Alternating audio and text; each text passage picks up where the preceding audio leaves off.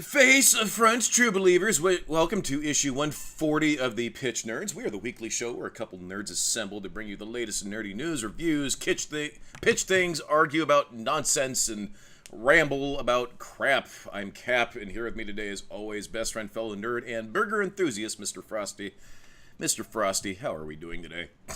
I am a burger enthusiast. I was watching this video where there's this guy's big dude, and he was competing against this other guy. I think it's on First We Feast, that channel. They do hot wings. Mm-hmm. And he was competing against another famous chef. And they were doing a burger challenge, but the other guy made his burger like a shrimp burger. Okay. And then the first guy said, "That's not a burger." And he said, "What do you mean?"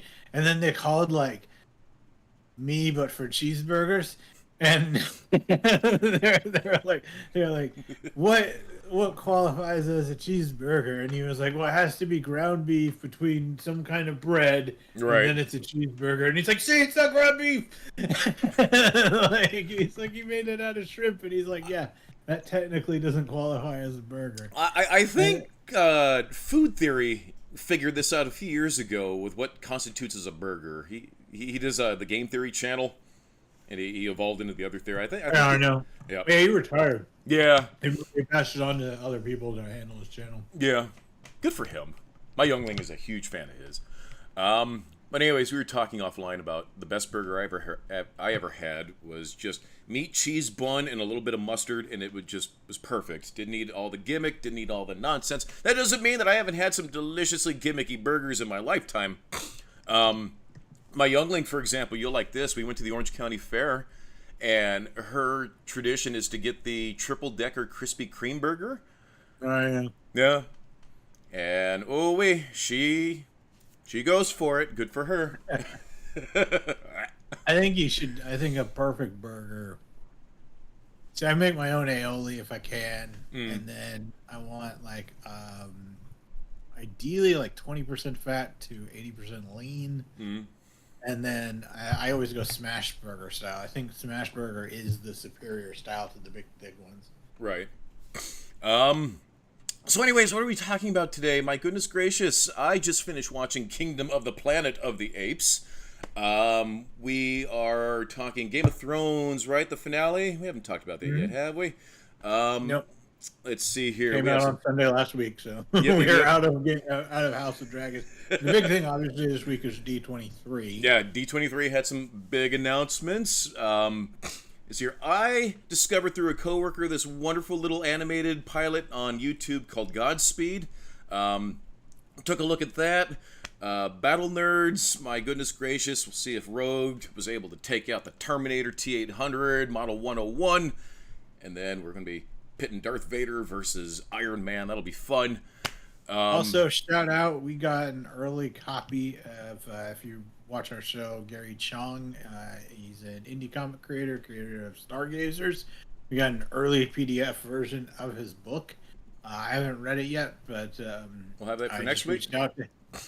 I reached out to him. I don't know what we're allowed to reveal and whatnot. So I reached out to him and said, asked him if he wanted to be on our show again to promote his book. He said that the physical copy should be coming out soon. Cool.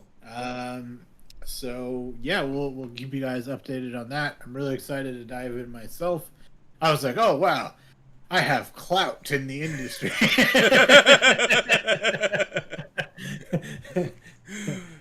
You hear that, Mama? An indie comic creator gave me an early preview is where it gets. Well, I do declare. That's cool. There you go. Yeah. Anyway, so let's jump into the news. I left most of the news section for D23. Yeah. So I just have a couple of notes. So GTA 6 finally got, it's been confirmed. It's on track for release in fall of 2025. A huge GTA fan. Those games are just the best. I can't think of a game that quite surpasses them. So I'm really excited for that. I like how they're differentiating between GTA and GTA Online. Yeah. Sorry, Chewbacca just roared. Which I'm always interested in because some people are like only interested in the online version. But like you can do so much more in the offline version. The actual than game. online. Yeah, but it's fun to fuck around with friends, right? It is. It is. Yeah. I just mean like because you're not limited by the multiplayer, the missions are much more in depth. Yeah. Right.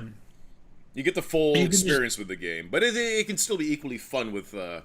Oh yeah, it's just two different spectrums. It's just a different thing. Right. Yeah, that's what I mean. Like, so I'm down for GTA Online. I do find frustrating though, because they gave everybody like there's a flying motorcycle that shoots missiles, right? Mm-hmm. It's hard to get as an early player. You have to play for a long time before you can afford one of those. Right. But every asshole on your map has one. And they go, and so you're just driving your car down the street, and then some guy goes, you're dead. So do you respawn or what? Do you lose all your shit? Yeah, but you respawn, it costs you a shit ton of money to fix your car, and then you step outside, dead. And then you're just like, what the fuck?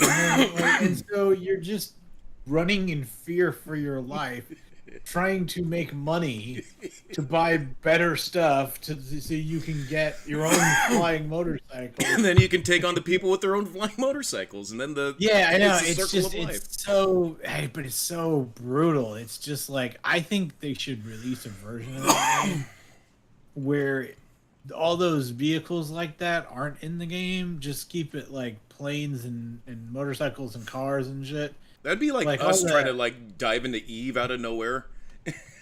Yeah, it's like, what's the point?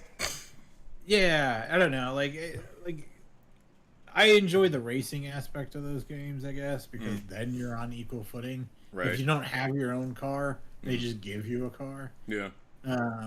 For the various races, and then you can spend money in buying cars into different brackets and stuff like that.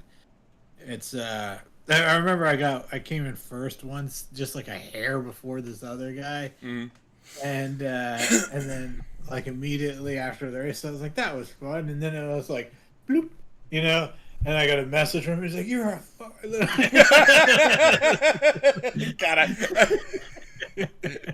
I love the hate. I love the rage messages. I love getting rage messages. There's nothing more savory than getting a rage message from somebody. Yeah, he was cool though. I responded and I was just like, "Haha, good game, man." And then he was like, "Yeah, I got a little butt hurt." Anyway. So GTA 6, I'm excited for it. Let us know if you guys are. It sounds like they're doing the multiple protagonist things. So like they did the last one, where I think the last one we had 3 because we had Franklin and the other 2. I think I only watched you. I never played it, but I watched you play it, and I enjoyed it. You watched me play a little bit. You didn't see like the later levels. That game is crazy. It's so weird though, because like that's what I mean. Like there's a mission where you gotta like break into this dude's house. It's like the second character, and like you're sneaking around his house, and then his wife is taking yoga instructions from like the sleaziest dude, and she's like, oh, what are you doing back there?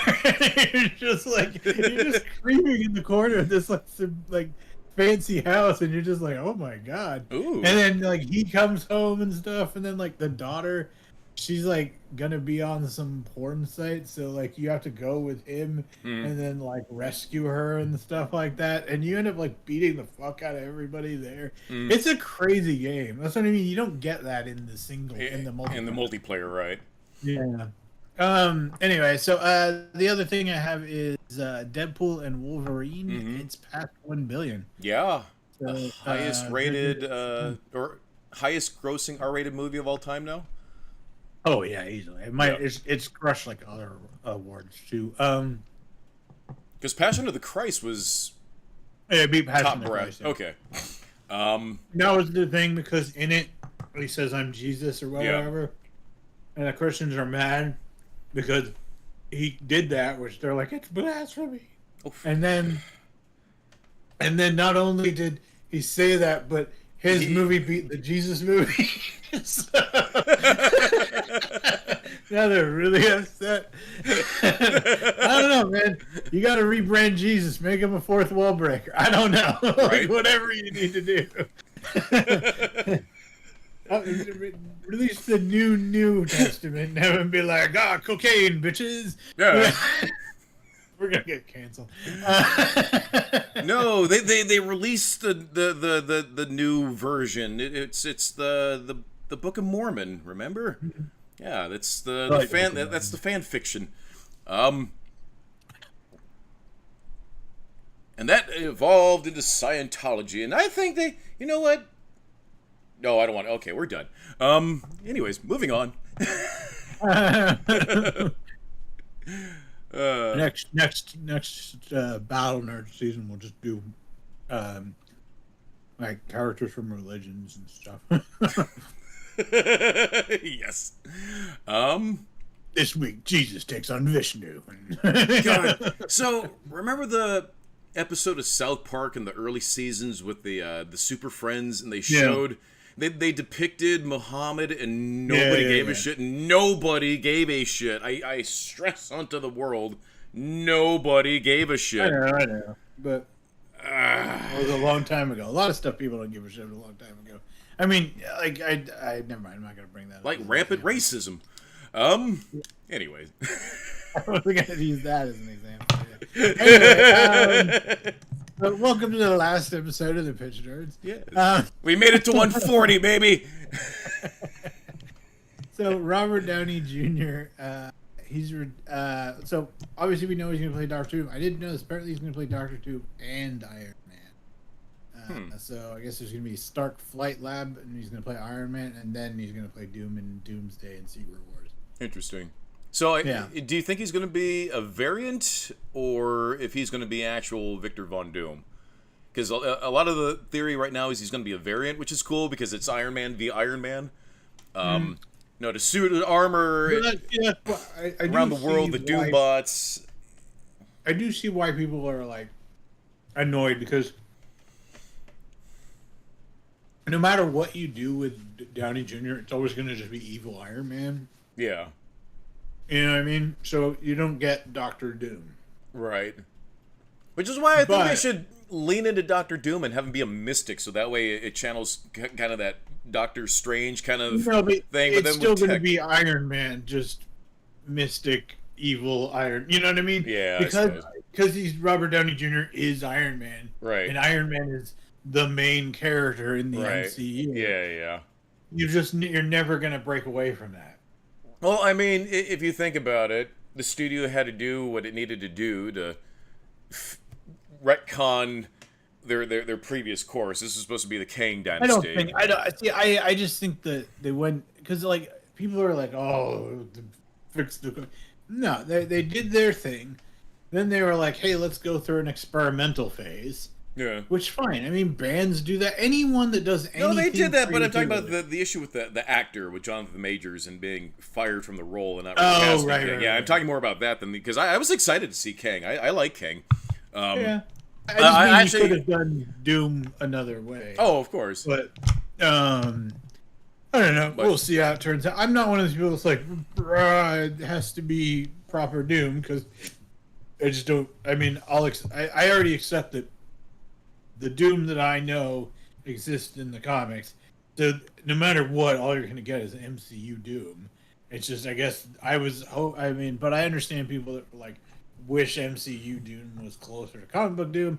I'm just like, let's see what we So, get, you know what? I think we can maybe have our cake and eat it too. Because there could be very well a Victor Von Doom in the multiverse of the MCU. But this particular version is Robert Downey Jr. They're not going to keep shoveling $100 million at Robert Downey Jr. to sustain this franchise. So eventually they are going to recast and give a proper Doctor Doom. I'm just interested you're saying maybe later down the line, I suppose. Yeah, I mean, you can have your cake and eat it too in this case. They've already established the variants and everything. They can easily fix this. It's just... I was talking to someone because they were upset about the whole T'Challa thing, and I was like, well, yeah, we're getting T'Challa again. It's just going to be his kid. Yeah. And they were like, oh, yeah, well, Junior T'Challa, blah, blah, blah. I want real T'Challa. And it's like, and they were like just recast him or just have it be someone from another universe. I'm like, is it really that different Right. if it's T'Challa from an alternate universe or it's T'Challa's son T'Challa? Right. I mean, it's not. Right. Like, In name only. Yeah. yeah, it's just like the situation is what the situation is. You know? Right. I don't know. But anyway, let's jump into D23. So yeah. you sent me. We'll go through the trailers, and I got some other information. Mhm. You sent me some of the D23 trailers that came out. So I watched them all. So we'll just go down the list. So Yeah. first one was Snow White. I thought it looked beautiful to look at. There's obviously that famous Gal versus the other actress. Nope. Hold on. You burped out there for a second. I saw that. There you go. So there's that. So Snow White. I thought it looked really nice. I thought Gal Gadot looked nice as Queen. I thought Gal Gadot looked fantastic as the Queen. Oh, she's perfect. I don't know how much I care though. So I don't necessarily care. There's been a lot of reshoots. There's been a lot of backdoor drama with this movie. My favorite Snow White is the Rammstein video where I forget the song title, but where it's Snow White and the Seven Dwarfs. Have you seen that music? I have not seen that. Oh, it's so good. It's like I'm just snowboard, and like all the dwarves are lining up and pulling their pants down, and, like spanking them and stuff. Oh, and then because they're dwarves and they're small, like one of them's like on a mountaintop and he's just like freaking like got a guitar and it's like huge on him. That's awesome. And then like they're all like they're miners, but they don't look like happy. Like whistle while you work. They're all miserable because like, they're fucking miners. Yeah, they got their hats on, their skin's all dirty, and then they come home, and then she's like, "I am Snow White," but they all love her. And it's only a music video. Just do that. Give me that again. That's cool. So there's been a lot of drama behind this movie. Apparently, it was filmed one way. There's been 1,000 different reshoots, but from the trailer, it looks gorgeous. Like it looks cool. It looks gorgeous. I mean. The thing is, though, and I will watch it just for that. We've talked about this before. I have no problem watching the movie just because it looks nice, even if the movie isn't good. Right. Maleficent makes me think of that. Because you were like, "Why are you watching Maleficent? That's a terrible movie." I was like, "Yeah, but look at the fucking look how it looks. It's like a story come to life. Yeah, like a fairy tale." And I can just sit there and enjoy it for that. Just like the flips. Nope, you're having some connection issues, bud. Has no budget. Did I skip out again? Yeah, you're fine now. But yeah, I can watch Gamers Darkness Rising. It has no budget, and I can just enjoy that too. So I don't mind either way. But I thought it looked great. So, given the internet rabble that surrounded this movie, it looked like a Snow White movie. I think Gal Gadot looked fantastic. What was the next one on the list? It's Son. That's the name of the Rammstein. I'm gonna look that up after the show. Yeah, it's good. Let's see. And then we had Skeleton Crew. Yeah, looked fine. It kind of looked like Goonies. Yeah, like Star Wars. So, I spotted it immediately, and I was walking the dog when I saw it, and then I took the screenshot and sent it to Mrs. Gab. I'm like, "Hey, did you notice this goober?" And she's like, "Yeah, I noticed the goober immediately." So we got an odd reference. If you remember from Disneyland a long time ago, they had the Michael Jackson show called Captain EO. At the time, it was the minute per minute, the most expensive movie ever produced. Cost them $1 million a minute, but Captain EO's sidekick, Fuzzball, this little red, butterfly, flappy wing thing, that was his buddy. I remember him. And you get to see one of those in a cage. I'm like, oh my god! So my brain immediately, because I know like the loose premise of the show, we're supposed to be Goonies. I like that we got to see like suburban Star Wars, because every Star Wars planet. Oh, I did think that. Like I was like, but that was the thing. I was like, it's a little too. I've never seen that in Star Wars. Right, so just like, no, we're in the suburbs, but we left, and now, oh my god, we're out in Star Wars. Right. It reminded me of that Ewoks movie a little bit. Yeah. And my brain just started kind of going, like I went like, no, thank you. no shade. I'm not one of those people. I just was like, this is not made for me.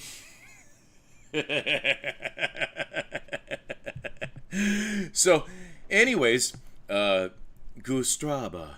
Um, so, anyways, I actually really so my brain immediately was like, this looks like suburban Star Wars, and then I thought about it. It's like, you know what? You know what we've never really seen outside of Coruscant and a little. Even that looked like future. This looked a future, but it did look like the suburbs. You know? Right. So, my brain sort of grumbled at it, but it's like, you know what? This okay, go on. And then I don't know. I'm hoping they discover the corpse of Captain EO, and through the power of friendship and music, they can, I don't know, use music to save a planet or something. That'd be fun.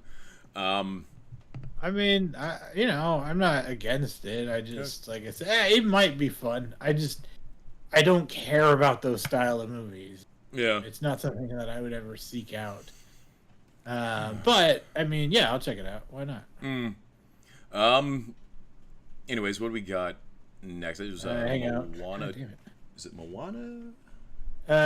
Next one, yeah, Moana 2. Yep. Again, looked great. No notes. I'll probably check it out eventually. Mm-hmm. Did you see the I first like one? Moana 1. Yeah, it was great. the first one was great. God, Couple of pictures. I know I'm in the minority here, but I think Tangled and Moana are superior movies to Frozen. Yeah, okay. I've never actually sat down and watched Frozen from beginning to end.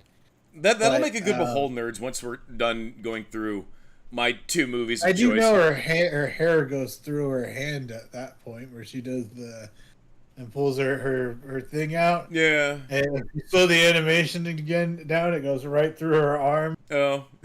And then some chick I know was like, yeah. And also it went from a da-da-da knot to a blah-blah-blah knot as if by magic. And I was like, you're exactly the kind of people I like.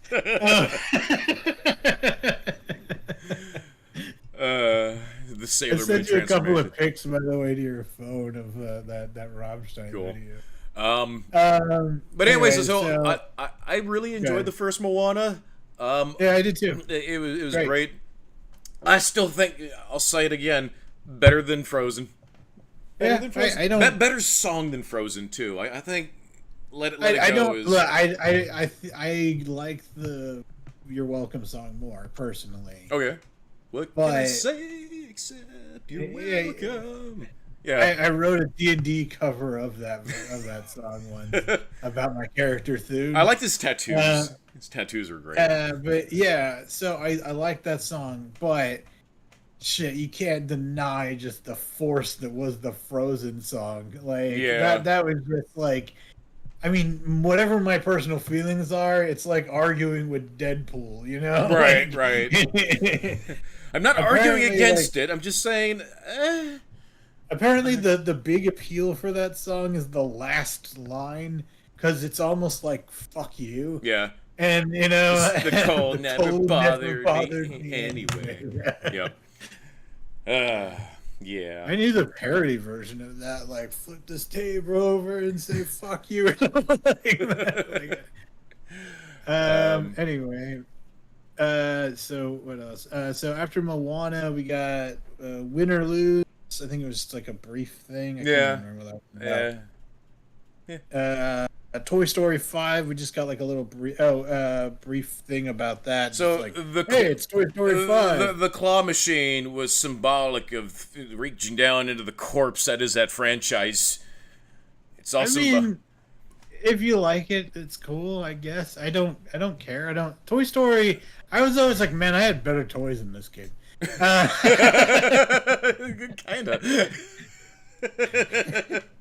That's why when I saw that movie for the first time, I remember thinking the same thing, because I told you how I played with my toys were always fun until the bots showed up. Well, yeah, the dinosaur, that was cute. I had this fucking vicious looking Godzilla. You know, I mean, he had his box of Army Men. I had my box of He-Men. Right. I mean, those are way cooler. I had my Army Men. God, Army Men were fun. Because I would stage them, and I had the bass and everything. I would stage them up in the front lawn. I would just go pew pew for hours. I I love didn't it. have Army Men. I had this British franchise where it was like little guys and then all their vehicles. Okay. So and then the bad guys were robots. Mm-hmm. And so like one of them was this robot with this big warhammer fist, and then a fighting thing, and he rode around on this like mantis vehicle with a spinning nose. Okay. And then like there was like fucking cannons and flying ships. And, Nice. yeah, I don't even know the name of it. If anybody knows, I'd love to know. I remember when I was younger, there was a kid who, it wasn't the aircraft carrier, but it was one of the larger. The greatest story. It wasn't ever the aircraft carrier. However, it was. I forget what it's called, and anybody who's watching this, feel free to find it. It was some sort of giant GI Joe vehicle. It was a ground vehicle. It was like a big tank, but 50 different things would detach from it. Yeah, and it was quite. But nothing it was quite touched GI Joe with their toys. But I mean, it was big. And God, this kid brought it to school. He was like, all right, everybody take a chunk. And it was like, I grabbed a little spaceship one, and then some kid took a little truck one, and it was fun. But remember, that was the largest. You knew you were the rich kid if you owned a 6 foot long fucking aircraft carrier, though. Like I never knew anybody that owned it. I've never seen I one. never, yeah. Like that was insane. Anyway, I've seen it, but I've never. Yeah, never actually never got to embrace it. Yeah. When I make $1 bajillion, I want a room dedicated to GI Joe, and that'll be like the centerpiece of it. At my doctor's office, and it was all broken to shit because kids are assholes.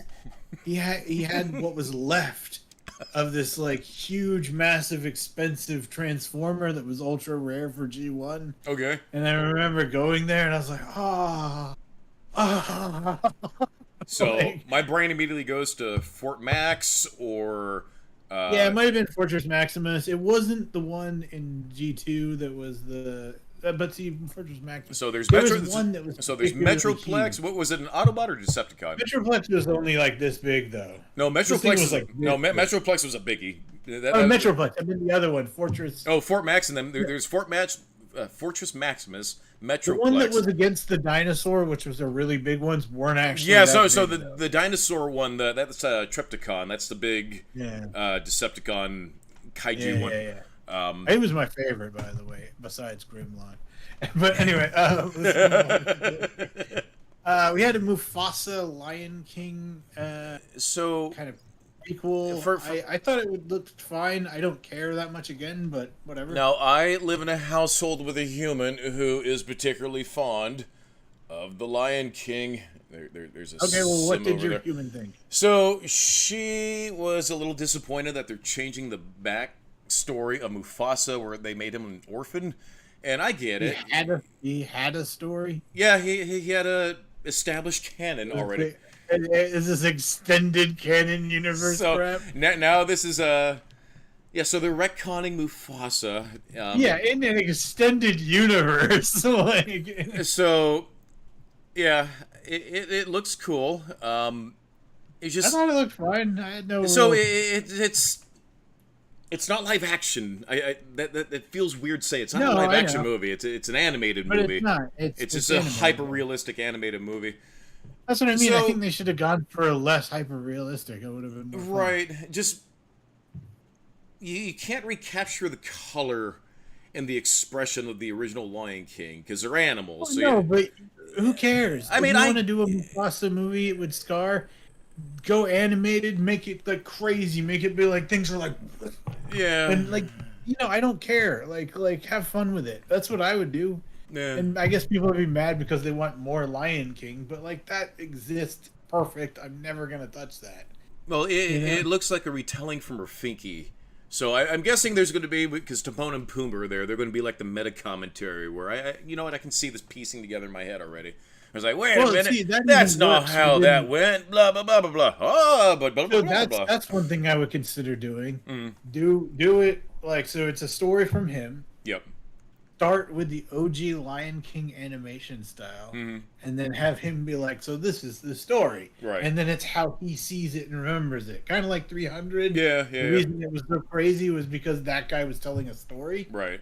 I don't know. That would be an interesting way. Yeah. That way, it's a nod to the old school style, Right. and like what came before it, without like stepping on its toes. See, that's how you do it. See, my brain that checks every happy box in my brain. See, there's a way to do it right, fellas. There's a way to do it right. So then we had Agatha all along. I actually, I was actually underwhelmed by this. I was kind of like, yeah, because I enjoyed it. I was kind of like, okay, so they're going like I don't know. There was something Wizard of Oz, yeah, a little bit, and then but it was also like dark, and then we had the perfect edition, like perfect casting choice. Aubrey Plaza show up as one of these witches. Looks like it's mostly about them, and I don't know. It has some hocus pocus vibes to it. It doesn't feel like. It feels like new MCU. It doesn't feel like old MCU. So if you're wanting old MCU, probably don't watch it. If you're fine with just like, hey, this is a corner of the universe. Some people like it. Some people. See, this is what. Well, they haven't really explored this section of the universe, though. Yeah, I know. Yeah, so let's find out. Because I can imagine though, like in the comics, right? Right. There's whole corners of the Marvel universe I have zero interest in. Right. And then there's others I have interest in. I just read what I want to read. You know? And just let this exist. If people like it, then great. There's no point in talking trash on the people that do. I think it looks kind of interesting. I'm totally going to give it a watch. I was sort of by it. I wasn't particularly tickled, but I like. So, but I mean, I'm still gonna watch it, and if it's anything like WandaVision, holy shit! God, capture that again, because that was so good. I don't think they will. I think that was a unique thing. But what I'm saying is, like, I like the subject content, and I would like to see more of the witchcraft and stuff. Yeah, I think that's interesting. But yeah. See, I'm not really into the witchcraft sort of thing, so that's maybe why I wasn't like particularly tickled. No, but I like pagan stuff. Yeah. So anyway, and then finally we had Percy Jackson and the Olympians season 2, Sea of Monsters. I know Mrs. Cap is excited for this. I didn't watch the first season. I think you did. Right? I did, and I thought it was great. It's a little kid, so I'm not the main character. I can't project myself on him. I guess I can as a child, my inner child. But he's cool, and I guess that's what it spoke to. It spoke to my inner child. Like in the beginning, like he's like, spoiler, his mom dies, and I'm just like, really? Why did she could have gotten away? Like, what the hell? But that aside, he's fighting a minotaur, and it's like this little kid climbing up the minotaur and like stabbing it in the head and stuff. And like then he gets to Camp Half-Blood, and they're all like, wow, he fucking stabbed him. It's kind of like a more metal Harry Potter. Yeah. So, and I respect that. So, because that's the problem, is Harry Potter wasn't metal enough. Okay. I agree. So again, I'm like, what saved Twilight? Like, that was a crap shoot. But I can fix Twilight. My brain already went to work and it already came up with a whole way. No, but what I'm saying is, you're changing it though. Then, but what I'm saying, what if we take it for what it is, and we just go, what is Twilight? Right. You can kind of watch that because it's fucking metal. And that's what saves Twilight, is the fact that it's sort of metal, especially the final fight of the whole thing, where they're like people ripping off heads and shit. Yeah, because it's X-Men, because everybody has their X-Men powers, right? But like the only way they can kill each other is by ripping off heads, and nobody brought a sword. It's the coolest idea ever. Like, wasn't it all like a vision though? Like, wait a minute. Yeah, that's where they shit on it. But you can still, as long as you just kind of ignore the shit you don't like, and they're just like, that fucking werewolf looks cool. Then, like, when he's shifted into, otherwise it's just like, look how fucking sexy I am. And right. Like, you're like, okay, lava boy, or whatever, you're shark boy. Shark boy. Anyway, sorry. So, I never got into Percy Jackson. I just never got into Percy Jackson. It's actually pretty good. I know that if you've never seen it, watch the first episode. I'll do it as a Behold Nerd sometime. Yeah. because it's worth it. Just episode 1, you'll like it. I don't Right. know if you watch the whole thing, but you'll like it. I know Um, I think I've watched it with Mrs. Cap. It's just that sort of genre doesn't really tickle my brain that much. Like I need to be in a specific mood in order to do sort of like fantasy type thing, or like magic stuff. Harry Potter's kind of the exception, and I'm amazed that Harry Potter's the exception because considering how cheesy it is. But I guess I think any of it can work. I just think that like it's how it's pulled off. oh, of course, They no, they pulled it off well. the trailer looked cool. I just, it's not my. I don't know about the not my trailer, but I flavor. just mean like I said, for me it was that one scene. Yeah. I'm like, okay, freaking raw Minotaur, and then like everyone's like, holy shit, you killed a Minotaur, and it's just like, because my inner child was like, can you imagine going to camp Mm. and then you're this metal ass kid where it's like, yeah, my mom's fucking dead, and they're like, whoa, and then you're like, yeah, I just fucking killed a Minotaur, and it's like, whoa. And then it's like, yeah, and now I've been selected for a quest to go fucking retrieve the thing from fucking Zeus, and I have to go to hell and stuff. I'd be like, what? That is the coolest kid. Can I come? You know? Like, Yeah. I know my youngling likes it too. But anyway, so we also had I got some descriptions of some other stuff that was announced. Avatar, Yeah. Fire, and Ash. yeah. Thoughts? I told you they go to the Fire Nation. I fucking told you. I told you. Well, so they did first, I guess, they're just doing elements. They did forest, then water, and now they're doing fire. Yep. There you go. You Was that heard it Earth? here. Earth, Earth. water, fire, wind. And then it's the Hearts. final one is gonna be. It's gotta be with your powers combined. I am Captain Planet. That's when they form the Avatar. Ah. know. Give me a bag of money. I I mean, used Lisa. to, every time back when I worked in print, every time I would be like, because you'd make a bunch of PDF files, then you combine them together, and I would always go, with your PDF files combined. Because they would get like combined PDF. Right. Only one person ever heard me say it. And I was like, what? I was like, shut up. I never heard. I would have just given you just a affirmation nod. Just We had Monster Jam. I don't care. yeah. Some things weren't meant for us, but you know. Oh, Tron. Yeah, I agree. Tron, Ares. So this looks cool. The freaking art from it. It's all black and red. I love it. Right in person to talk. See, the film also featured the characters leaving the digital world and entering the real one. That's exactly what they needed to do. So the new footage begins with Evan Peters talking about AI and the leap that it would be making into the physical world. The trailer then transitions in the snowy terrain before Jared Leto's character Ares narrating about his purpose as he explores the real world. Then the trailer then shows light cycles driving across the city, and the trailer ends with Ares throwing a disc. And a first look at Jeff Bridges' character on a purple grid saying, "Greetings, bookworm." That sounds so cool. So excited.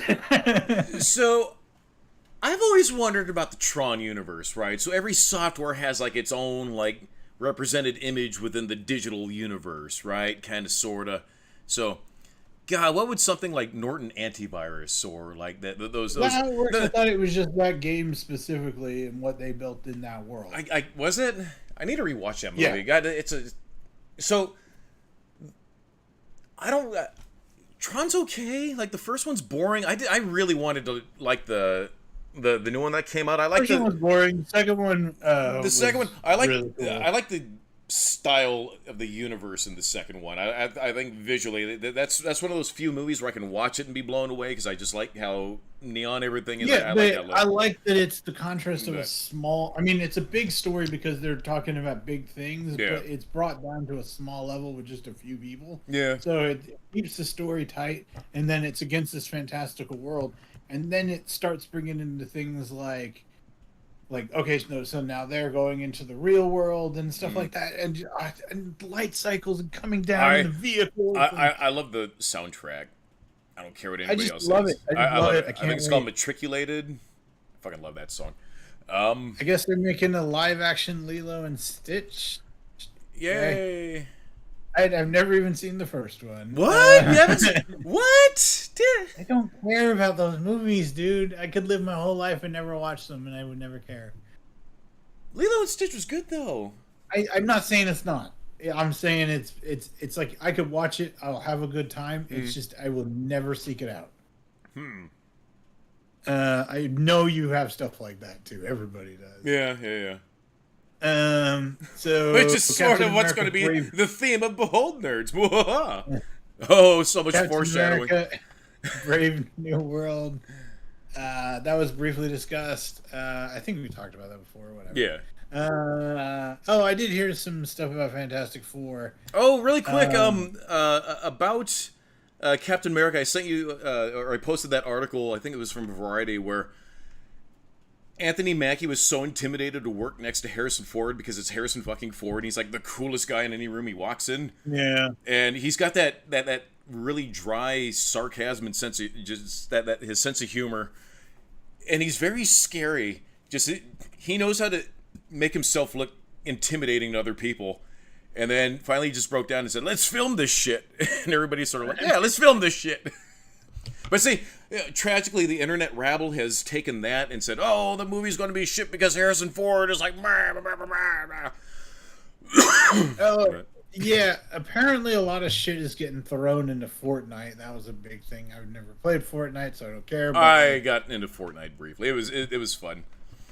I've won a couple matches. Looks like there's some discussion on Ironheart. See, the Ironheart trailer begins with Riri flying through the sky in her suit. The footage then also shows her life at MIT after the events of Wakanda Forever, as she seems stuck and desperate to rebuild her suit.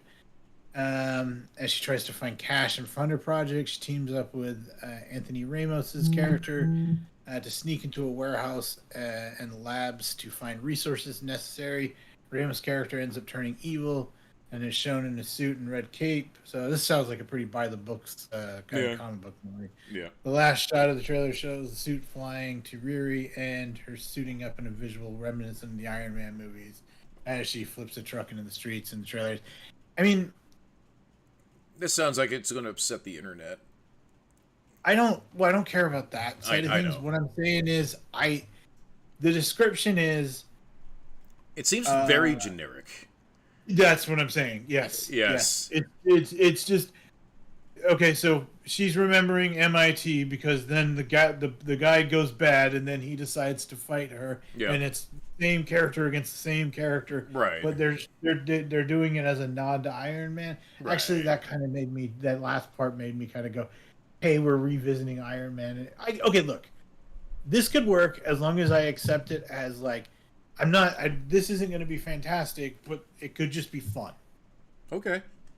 You know what I mean? Yeah. Hey, look, it's Iron Man again. Because instead of all the, she's like, bam, bam. You know what I mean? Yeah. Like I could be behind that. But if it's just, generic. I don't know. But if it's not done too fun, if it's not done in a fun nod, kind of like, hey, let's have some fun with this. Right.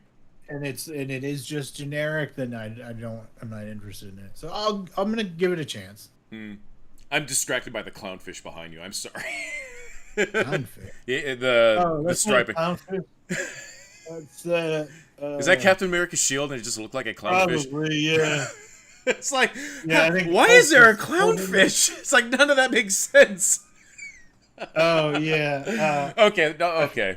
Now everything is better. All right. Anyway, when did you go aquatic? No, I sometimes throw this on the couch downstairs when people are out of town, just because then I feel like I'm not messing up the couch. When you watch the replay, it'll look like the striping of a clownfish. Okay, I believe you. Anyway, so then we had Daredevil Born Again. I am excited for this. Let's see. So this is another one of those shows that I heard has undergone a lot of rewrites and a lot of reshoots. So fingers crossed. I know everybody's really, really, really excited for this one. Yeah. Okay. Well, I mean, reshots and stuff don't necessarily mean bad. That just means they realize that. Well, I know, but so the world that we live in is, oh my god, that's a terrible thing because there's reshoots. It's just Yeah, see, I don't think. I think you're that's just right, but I'm indifferent to that because every movie undergoes yeah. reshoots. So Anyway, so apparently the teaser begins with Matt Murdock visiting White Tiger in prison, and a brief glimpse of the comic accurate White Tiger costume is shown. Character tells Matt that we need a hero since the Kingpin is rising in power and influence in New York. Footage also shows Frank Castle, the Punisher, confronting Matt Murdock. And it's going to be the same guy, by the way. Frank And John very short Bernthal, snip yeah, John Bernthal is from perfect. from the show, I think. Yeah, John Yeah. Bernthal, the actor. He's got the smash face from And Walking. then we get some action, and then the footage ends with Matt and Wilson Fisk talking in a diner with Fisk, asking Murdoch if the warning about Fisk's right to power is coming from Matt or his darker half. Tense scene then cuts away to two fight sequences, intercut as one with Matt fighting someone in civilian's clothes and in his Daredevil costume. After the vicious fight ends, the characters ask what kind of lawyer Matt is before he simply answers, "A really good one." Sounds cool.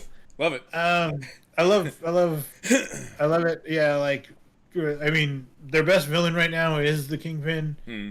I mean, he's a fucking great villain. Oh He's so yeah, good. yeah, yeah. And I love Daredevil and everything I've seen him since, from She-Hulk to, in fact, She-Hulk was cool because we got to see him be a little bit more acrobatic. Hmm. And then, and I just liked it was Matt having fun. Like, Yeah. yeah. Just dodging cars, parkouring in the car. Yeah, it was he's fun. doing the walk of shame, but he's just fucking happy and stuff. Like, God, that made so many people angry. It's like, yo, that's Daredevil though. He's a whore. oh, dude, yeah, that's like, Like- one of the things because like Kingpin is the one that's ultra loyal to his wife, and Daredevil likes a lot likes the ladies. Yeah. There because his secret got out in one comic, and they were like. And then he's at a bar, and they're like, and these hot girls go up to him, and they're like, "Hey, aren't you supposed to be Daredevil?" And he was like, "Whoa, I know I'm supposed to deny it, but like, oh my god!" And like, so yeah, it's cool. Then let's see, we're gonna talk Skeleton Crew. Oh, I guess there was some stuff about Andor. Da, da, da, da, da, da. I didn't hear anything on Andor. So the second season will be taking place over 4 years leading up to the events to Rogue One. Okay. Over the 4 years. Okay. Okay. And then we got Mandalorian and Grogu. Whoa, that looks cool. It's like him like jumping out of his ship holding friggin' Grogu. Right. Let's see. The sizzle reel for the film is shown, revealing a scene where the Mandalorian is infiltrating a base full of snowtroopers. The planet scene takes place. It could be possibly Hoth, with Mando going don't have it be downhill on Hoth. a- Don't have it be Hoth. Well, anyway, it goes downhill. Well, they just said possibly. Yeah. It's a snow planet. Yeah. But going downhill on a huge snowy mountain, piloting a small walker. Yeah. With Heard about that. Grogu on his lap. Mhm. They eventually come into contact with two AT-AT walkers, and they start shooting at the Mandalorian. Here, they also shows Zeb from Star Wars Rebels as he wishes Mando good luck before leaving on his mission. The footage ends with Babu Frick at the end with Grogu. A little goober, little droid guy. Sounds cool. So I heard he was like piloting an ATST or something, and he goes up against ATST. That's cool. I mean, that's sort of what turned the tide for the Battle of Endor, right? It was Chewie getting hold of an ATST and just storming. Yeah, that's cool. Yeah. Was that 2026, 2025-ish? I think it's 2026. I don't know. I'm just gonna close. Give me 2 seconds. Here. Just You know, here we'll be right back because I'm gonna go refill my coffee. We'll be right back. Okay. Yep.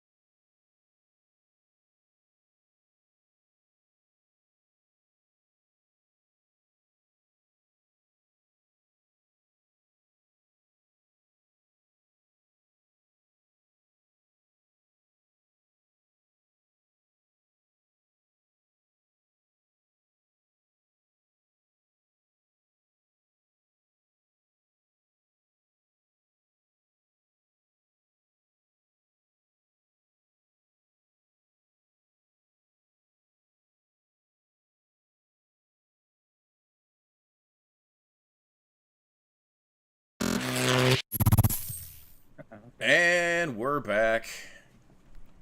We also had a bunch of Marvel animation stuff. So we have What If Season 3. Mm.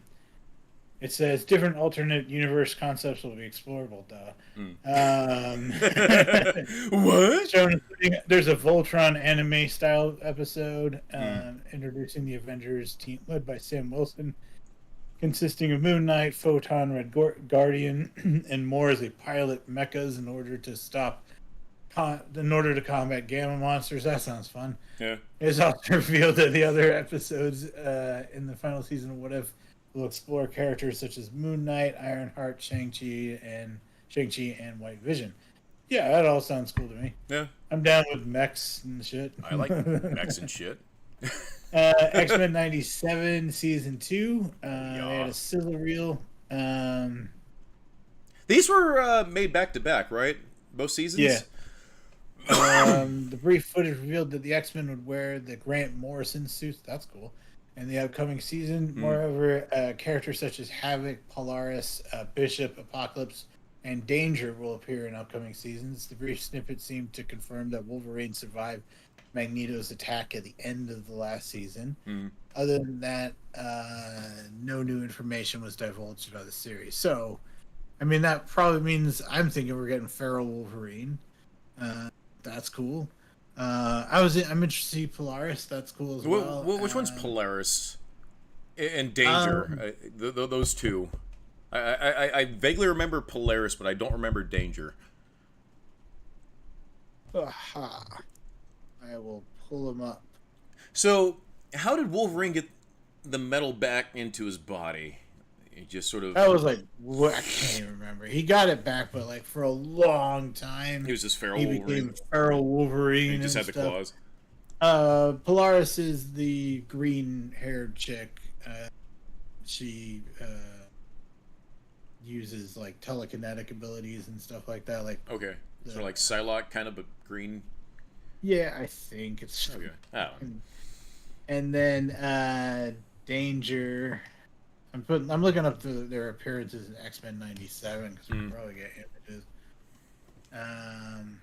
Oh no, who is Danger? I don't know. That's cool. We get Havoc though.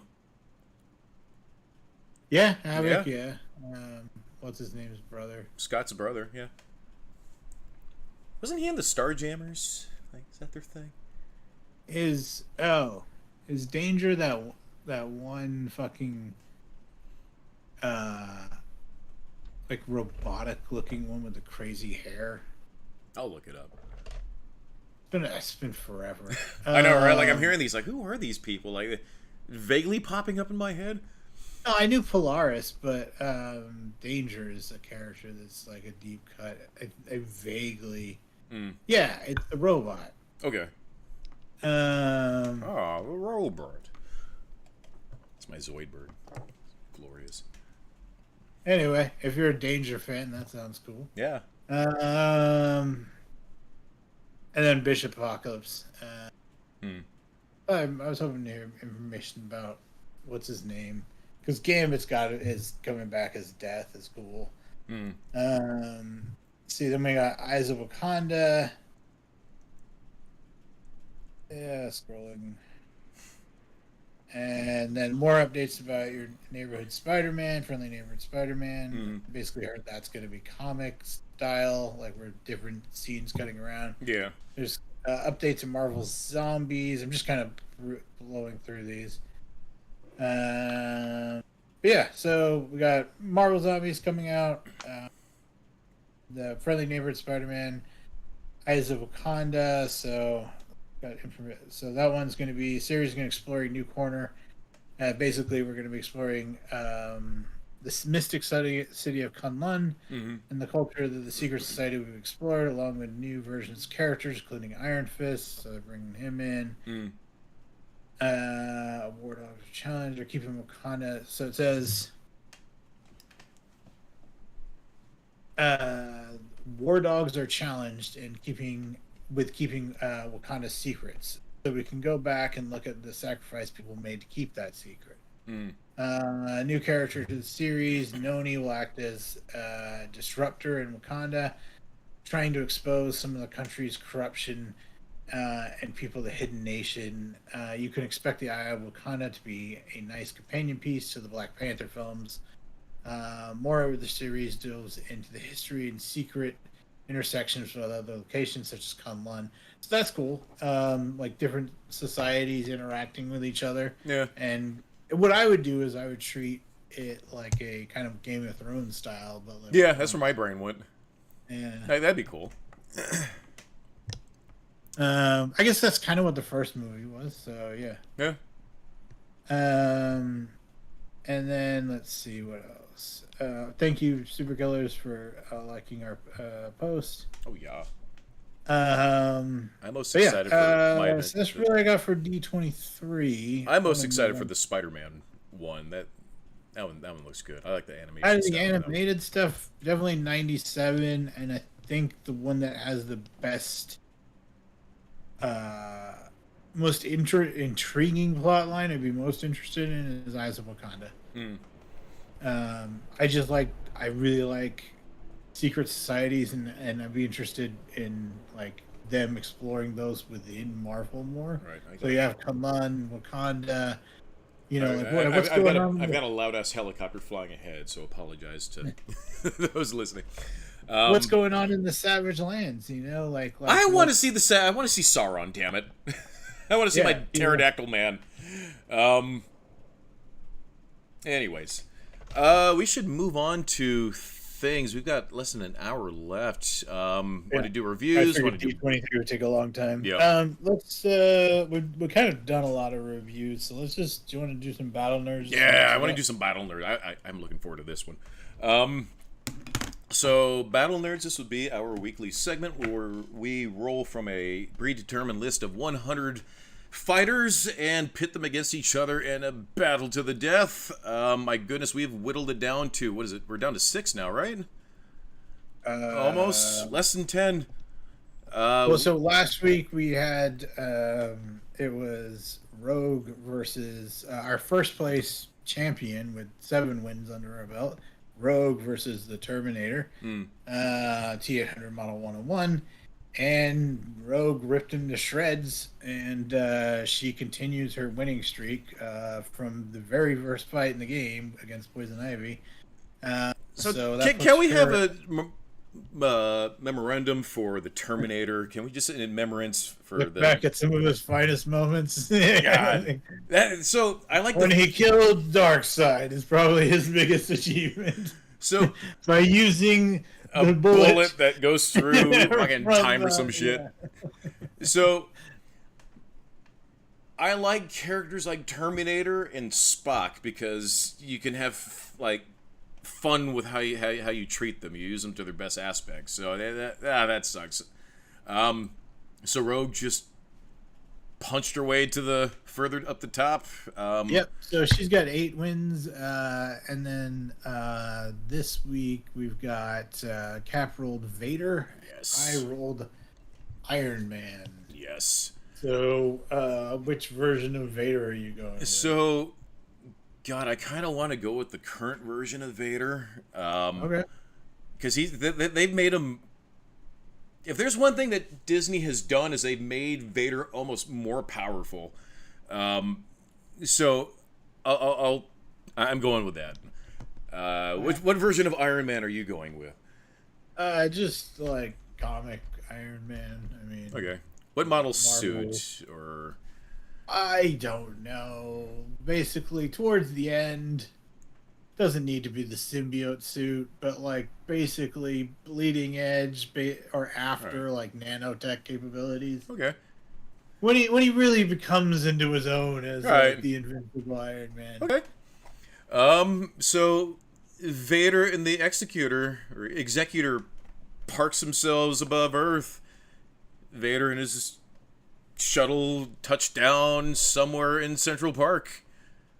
You get the lines of troops coming down. Shows up. The whole thing dies. Holy shit, man! What was that?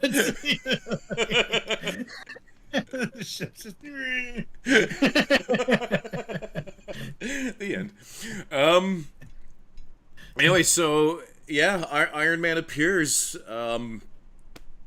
Obviously, Vader's going to pull out his lightsaber. He's got the Force. God, Force lightning. He now see.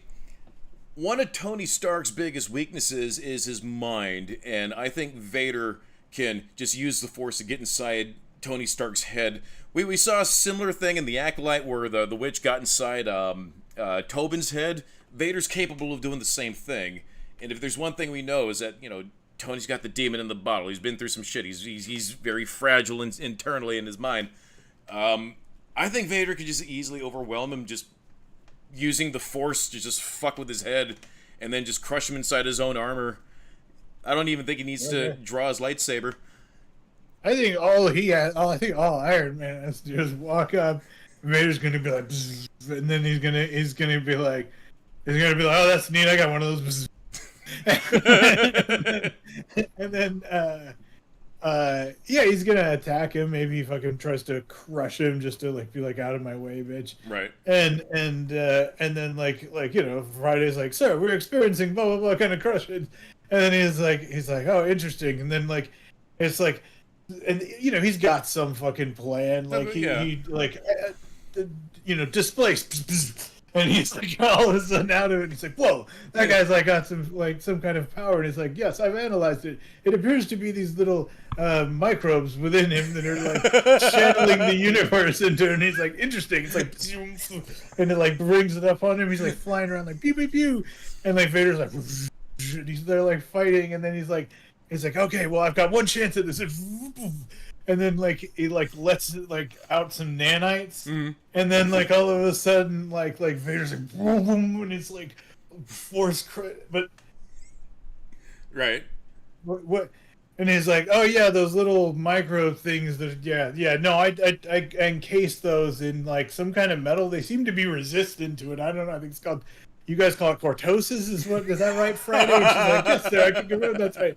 And then he's like, yeah, so you no longer have access to the Force. And he's like, what? And he tries to swing his now super heavy and hard to use lightsaber, and then his body just goes, and he's just a freaking torso-less thing for Tony Stark. And like he leaves just enough tech on to like help him breathe, and he's like, "Yeah, oh, I think I'll take all of this now." And now he goes to Star Wars, and he becomes Star Wars. The universe shook the day the Iron Man showed up.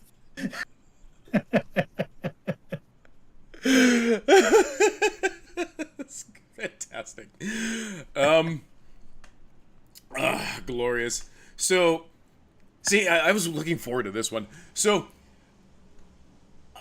though I agree that can be the inevitable thing that could happen, I don't think it'll get that far because, again, Vader is more than just, deflecting and waving his thing. It's his power over the mind that I think would best him over. Okay, but I would Stark. argue though that his power of the mind thing, like, could he mind trick him or something? Mm-hmm. Because he's been through that.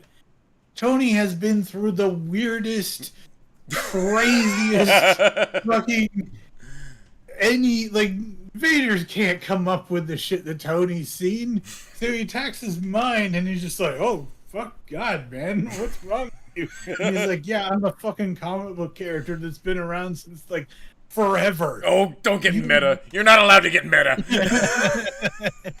All right, Deadpool goes, it's because he's a comic book character. And he bounces that. Vader is really regretting his choices here. So meanwhile, Thor. This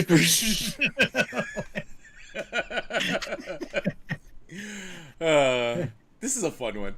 So, I would say that, well, Tony, okay, let's say Tony's able to break from Vader's mental... Wait, I got one more. Like, for some reason, on like some super Star Destroyer, the Emperor's like, yes, you will join me by my side. And then all of a sudden you just say, Rob!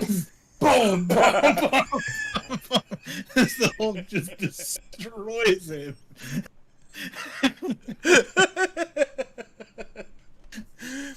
Meanwhile, freaking Hawkeye and Widow, they're already on board the Executor, and they've already taken command of the ship. They took a little Friday chip up there, and Stark was just a distraction the whole time while everything else is going on behind the scene.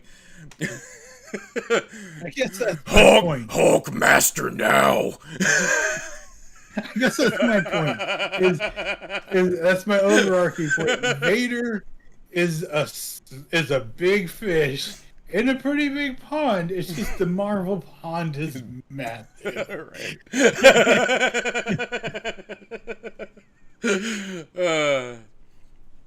Well, anyways, I did think like if he got away. The other thing I was thinking is like, yeah, he gets cortosis. It's like pink, you know, when he fills his cortosis fucking suit. But then would that cut him up from the Force though? Because he'd be encased in the shit. Yeah, but he wouldn't need to be because like it would be the Buster because then okay. Because it would protect him from the Force. I see. All right. Because he would use tech. Yeah. But it would be armored made out of that. Hey, God, this reminded me of that fight that we had with Vader versus Dredd. That was fantastic. That was a great one. That was probably one of my favorite battles. I think this one's sort of up there for the same reason where so here's the thing. In a straight up battle, yes, I can see that all of that can happen, but I don't think it'll get that far because, okay, Tony's flying around trying to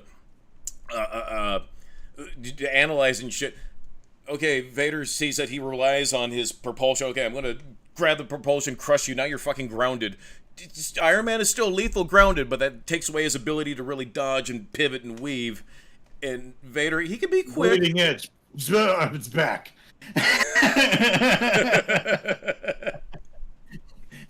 And now it's like, oh, you seem to be crushed by some kind of force that builds the universe. He's like anti-force crushing mode. Like it's like all of a sudden, vim, vim, vim, vim, vim. Like he's like, I mean, shit. Now, then he goes do you think his armor would be able to need to make artificial metachlorians and then like let's flood the suit with them. And then he's like, now who's the Force Master?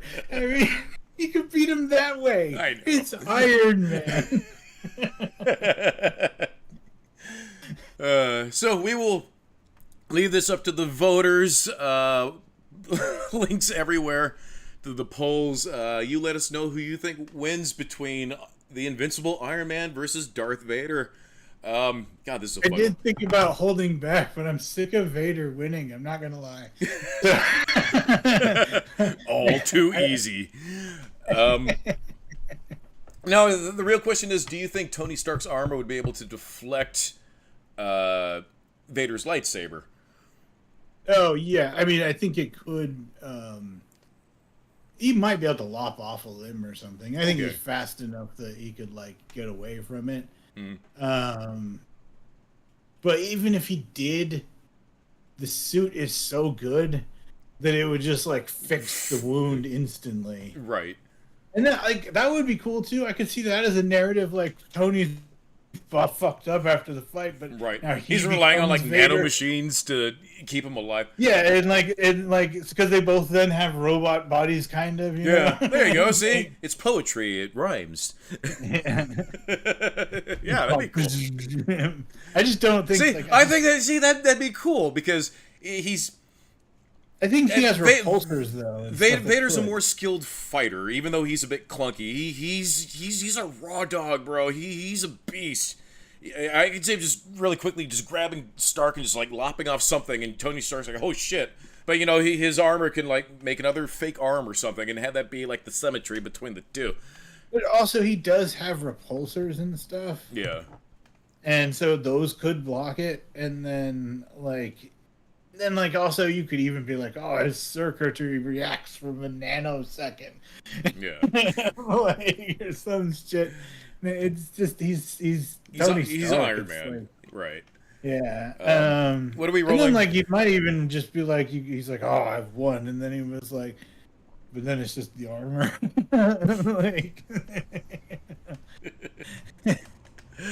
Are we rolling a D6? Yeah. Oh yeah. So we are down to just 5 fighters. Oh my goodness. So yeah, wait, hang on. So don't roll because who just? I guess everybody's up for bids. Yeah, we might as well just. It shouldn't matter if we re-roll. We re-roll.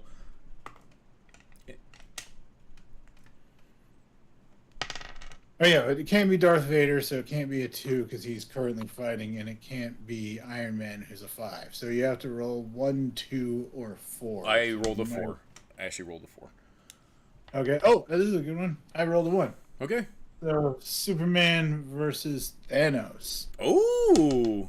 These are like big, heavy hitters that are still on the list. So You got Thanos? No, you got Superman. I got Thanos. yeah, you got Thanos. I got Superman. Okay. Any idea which version you're going with? I want to think. I want to do my research on this one because it's Superman. Okay. I'm gonna do my research. I mean, if you go, just warning, if you go, if you pull your Infinity Gauntlet out on me. I don't think we should go Infinity Gauntlet. I think we should just. Well, go... I'm just saying, I'll just go Infinite Frontier. Right. So, like, I can counter with Superman anything. Right, 'cause it's Superman. I think it should just be like treat him almost like Mongol, like the Mad Titan appears on Earth. You know, fight. Well, all right. Well, we'll leave it up to we both know the characters well enough. I think we can pick versions of it. I'll find Although, something. what about Cavill versus fucking what's his name? Josh Brolin. Okay. Josh Brolin, pre-Infinity Gauntlet. Okay. We can do that. Okay. All right. Down. Down. Diddly down. Down. Down. That's Did he have the Infinity Gauntlet? I don't know. Because even like you could kind of fight him. I mean, yeah, fuck it, give him the Infinity Gauntlet. No, oh, that's too powerful, huh? Because he could just be like blow and like take him no. It's just. I think. See, I think what Josh about Power Stone. Josh Brolin. I think his Thanos. Because he took out 2 demigods easy. He took out 2 demigods. He killed Loki. He beat the shit out of Thor. Like, right, well, I still think you maybe a couple of them though, because like early on he was a beast, but like he was still fightable. Like remember, there's one part where they're trying to like rip the glove off and do it. But see, I don't think Cavill Superman is as tough as like Superman, right? He's a more cinematic. Let's leave it for a general discussion. Yeah, on the we can. Yeah, we can do that. Okay, so we'll put that up next week. And so I feel like we can dedicate a whole show to this discussion. Yeah, I know. That's a good one. Like I want to do a lot of research out of this one. Yeah, no. Anyway, so what else we got? Oh, let's talk some reviews. Oh yeah. Sorry, reviews. Yeah. Do you want to do Game of Thrones or? You haven't seen it yet, but we had Kite Man episode 5, Prison Break. Mm-hmm. Yeah. Super fun. It was the best because it was a very Bane heavy episode. They had to break into the pit to find Golden Glider's mom. Okay. And this part, I was watching it and I laughed so hard because Bane is my favorite character in those Harley Quinn / He's great. Shows. And like, and anyway, so they're like begging him to help because that's where they sort of combine stuff like, but the pit from the movie, you know. Mm-hmm. Like where he had to like climb out, Batman, Bane like lived there. Right. It's a combination of that, but also his actual like story, because you see characters from the comics there. Mm-hmm. But anyway, so he goes like, "Yeah, so I shall show you how to like enter," and he's like, "You have to follow my exact moves." And he's like flipping, jumping, dodging. His blades and things are coming spinning out. It is like the coolest thing down the thing. And he's like, "Yes, move exactly like me." And then like Kite Man and like Golden Glider, they're just like, do down the middle. And then he's like, "All right, guess I'll go fuck myself." He just like walks away. It's so funny.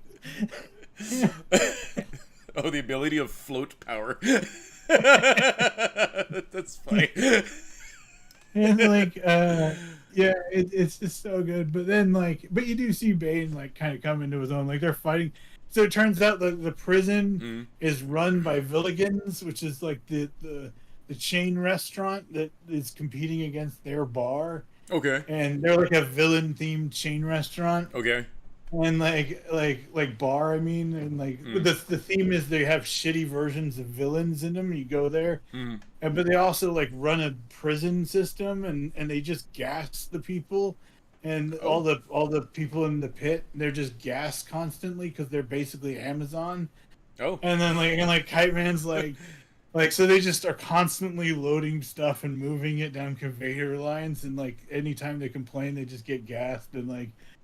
And then and then he's like, oh man, that puts a damper on that like same day delivery and all that, and like, and, like it's a good show. I still need to check it out. It's on my list. But so anyway, so then we had you suggested a cartoon pilot called Godspeed, which I watched, and yeah, I thought it was good. Check it out. It's on YouTube. Yeah.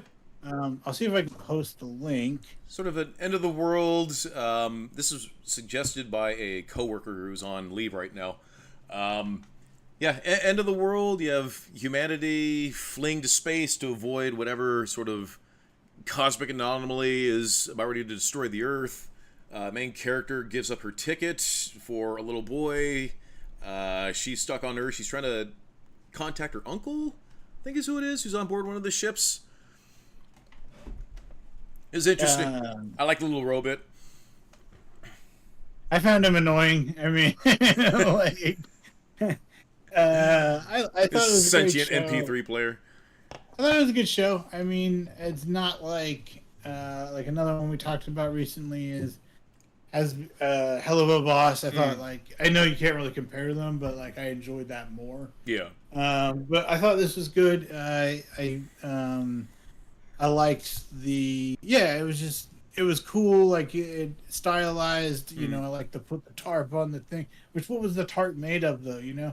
But anyway, Right. then they're like driving and stuff and like I had the same thought too. yeah. I just posted the link for anybody to watch it. It is they are doing a Kickstarter to fund more. So if you can support it, we always like to support independent artists, so or just artists in general. So check it out. But yeah, this is cool. I really dug it.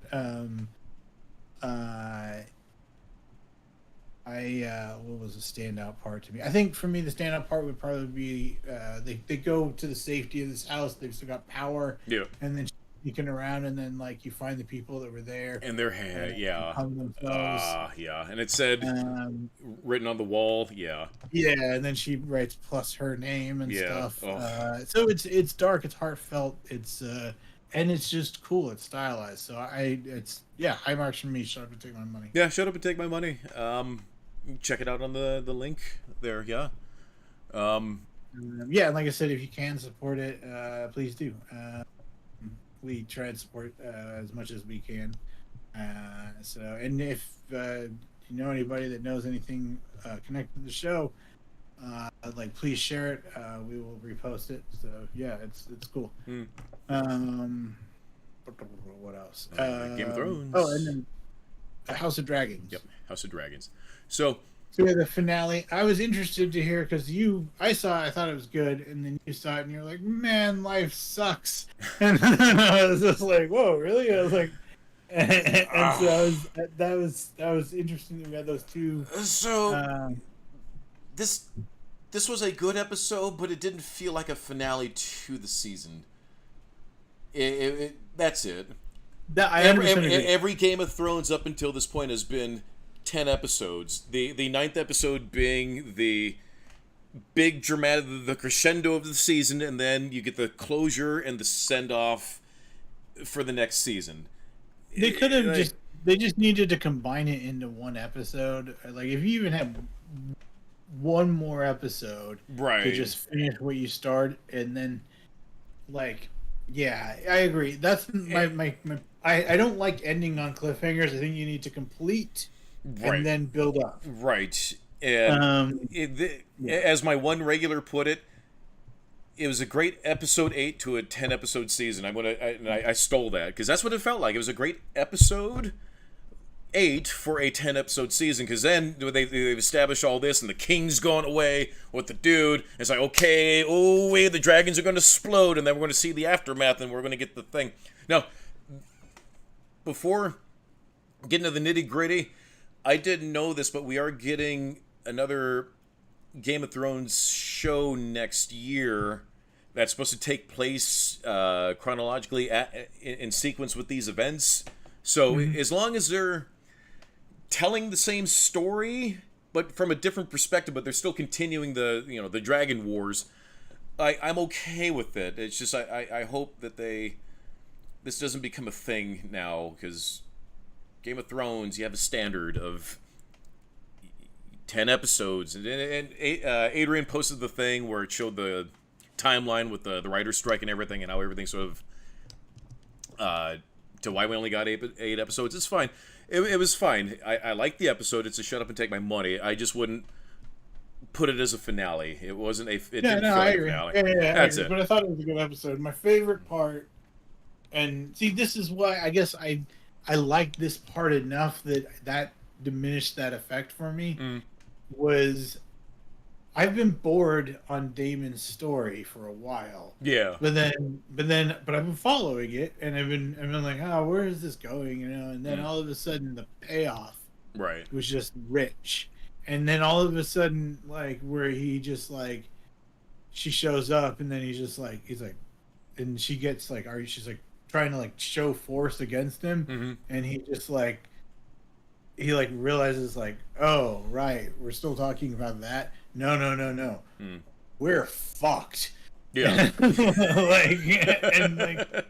and he's like, you're the only thing that can solve this. So yeah, whatever you need. And then he went from being the character that I've been like, wow, he's cool, but he's kind of an asshole, so I don't like him, to all of a sudden like, oh no, you're the cool character.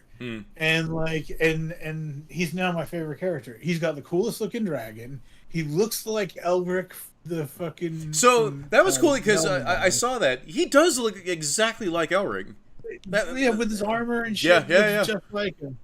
And he just is a cool fucking character. Like, because like now that this is a backstory to him, you know how like you get those characters in anime that you've been watching, you're like, oh man, I don't like you, but you're cool, but I still don't like you. Right. And like, but then all of a sudden they're like, oh yeah, I was a dick. Like now it's time for me to be cool. You're like, oh, you're the coolest one. Right. And he's that to me. Yeah. And the fact that he's like this kind of Elric kind of, I love him, and I'm scared now that he'll die. But I mean, they're all going to die. They're all going to die. Yeah, but if he does, that's cool. So I don't know. But yeah, he needs to go out like a warrior. Like that's how a story needs to end. Oh yeah. Although I guess I don't know. Anyway, was it 5 dragons versus him? I want to see that shit. I want to see it. God, But no, it's cool. And then him turning around and being like, it's like, yeah, we fight for the queen, and they're all like, yeah. And she's just like, and then she's like, if you ever leave me again, he's like, no, I never will. Don't worry about that shit. Right. You know what I mean? Like, and it was like everything was forgiven, nothing mattered. And then that moment where like it was a little too on the nose, like it's all the story, you know, to play your part. I was like, that's a little too on the nose, you know, but it was also like the thing that needed to get him to that point, so I'll forgive it. But it was cool. It was when they pulled out of it though, and then it was like her brother, the evil one. Yeah. See, he's the bad guy that's cool. But anyway, but you don't like him, right? And see, Game of Thrones does that so well. Yeah. So. And he's like, yeah, I could force you. And she's like, no, you're gonna die. Like, it's over. I felt so bad for that guy, though, the previous king. Like, yeah. I love that. God, I love seeing him without the face, like with that mask on. You notice he's a mirror of his father. Yeah. Oh my goodness, great! Look at how cute my dog is right now. Look at that. That is a sploot. That is a dog at its most maximum comfort. Sorry, she just sprawled Kind out. of under the bed. She but- sprawled out. Anyways, God, I like this episode. It's just I'm grumpy because it just felt like the season was just snipped short. It just I can't shake No, I that know. feeling. I guess I've just accepted that life is a journey. It's not the destination, and I enjoy this little step in my journey. And I hope I get to see more. But see, the only reason why I forgive it is because we're getting more content next year. And so Okay. long as it continues the story, then we can say, okay, well, all that's going on. The dragons are assembled. What's going on down here? Like, that's cool. I'm okay with that. Let's see what else. So, shut up and take my money. Yeah, shut up and take my money. 100%. Okay, well, let's. Do. We got Behold Nerds. Yes. Go ahead and intro it. Yeah, so my Behold friend. Nerds, this is going to be our weekly segment where we take turns picking a thing for us to watch, and we encourage everybody at home to also watch, and we discuss it and give an honest rating. Last week it was your pick. You picked the new Kingdom of the Planet of the Apes. Which that title annoys the shit out of me. Big God. So when the title came up on screen, I wanted to laser it out of existence. It's just Kingdom of the Planet of the, like, I get it. I get it, but it's just it's annoying to read. But at the same time, now that I think about it, like it does evoke that kind of old school movie style. Yeah, that you can see little them bit. writing it. Yeah. So this I would have leaned into that actually stylistically. I would have had it like vertical, like Kingdom of the Planet of the Apes. right. Boom, boom, boom, boom, boom. Bring in the drums. Make it feel big again. Anyway, so Okay, so I have a lot of issues with this movie, but I loved it. But okay, here's where my brain goes. okay. They have eagles, Mm-hmm. and I know too much about eagles Mm-hmm. to know that this is wrong. Okay. And I didn't think of that. Okay. Unless the eagles have somehow also gotten affected by the virus, and maybe like it would require a long time for eagles.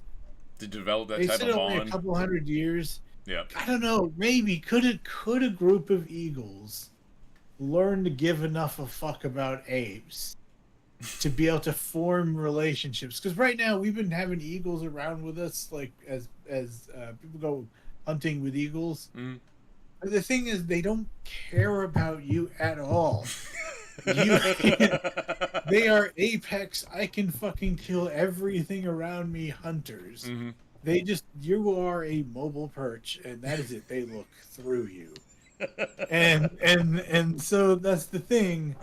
I was struggling with that concept in my head of like these eagles are like, yeah, you're chosen ones, and they don't care.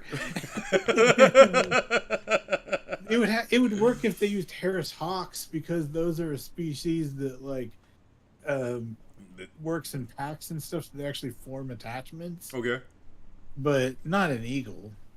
But anyway, the gorilla, Aside the from that. chimpanzees, which that somehow- went in a whole other direction. I wasn't even expecting it to go. Love it. So Frosty's brain, most of this movie is well actually, blah blah blah.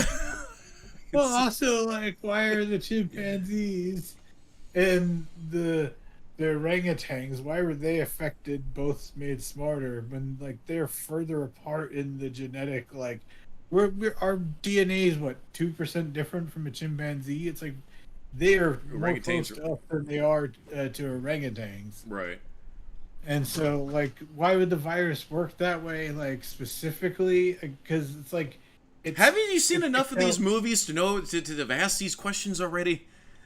I know. I just get annoyed by it. But the that's what I mean. So I think that about all of them. And then I think at most... And then all of a sudden this movie's like, eagles. And I'm just like...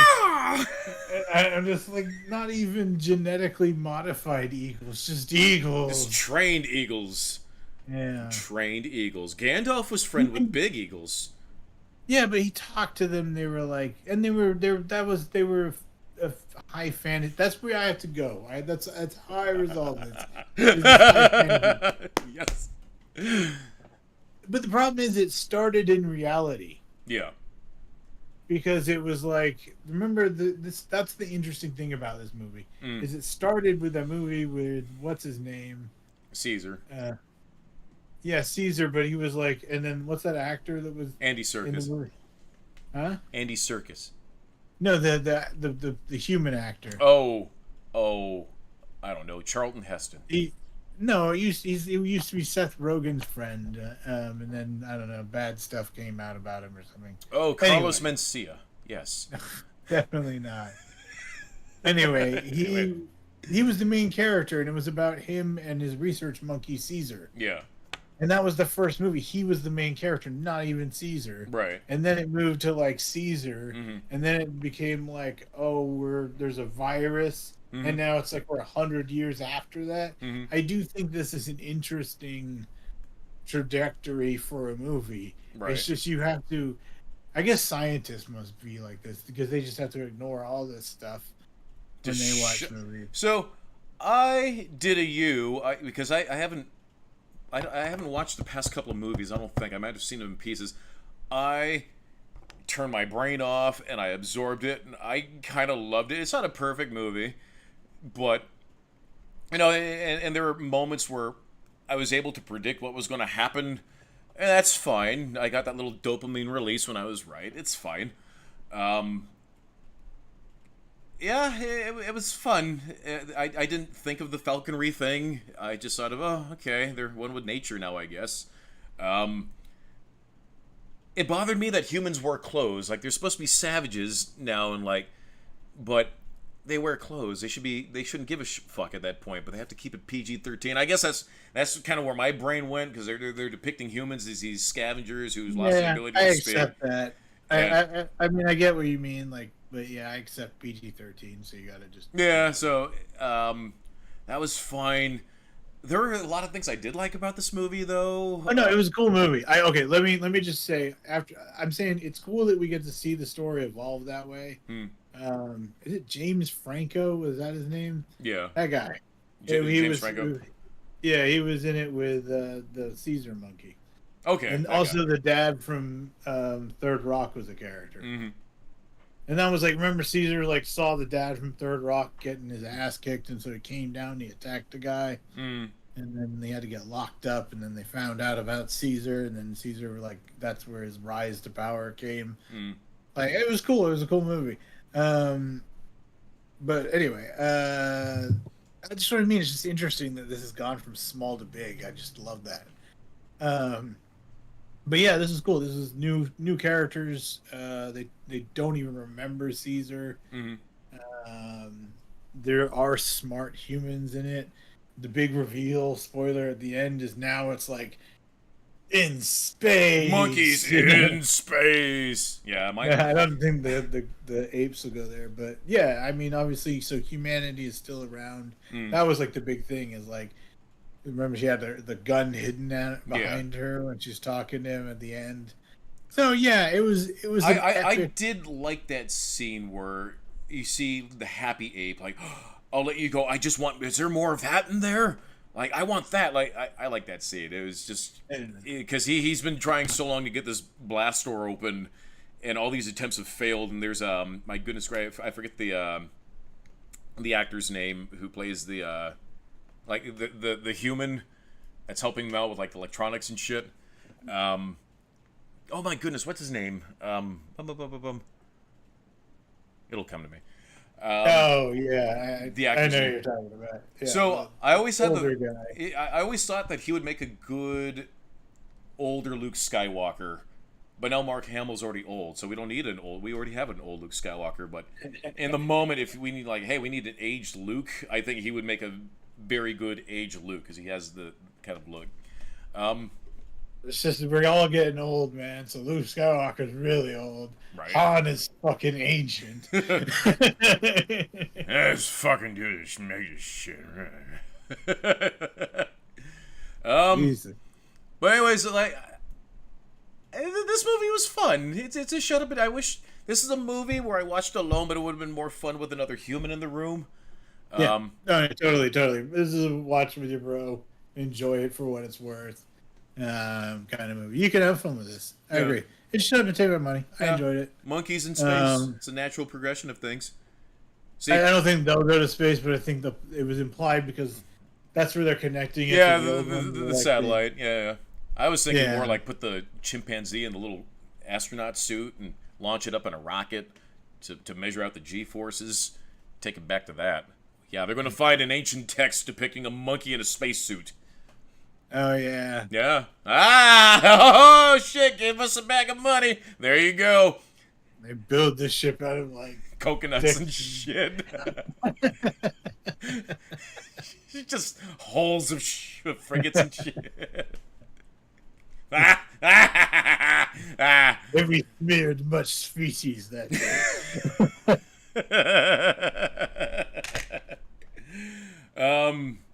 So it's a shut up and take my money. This is fun.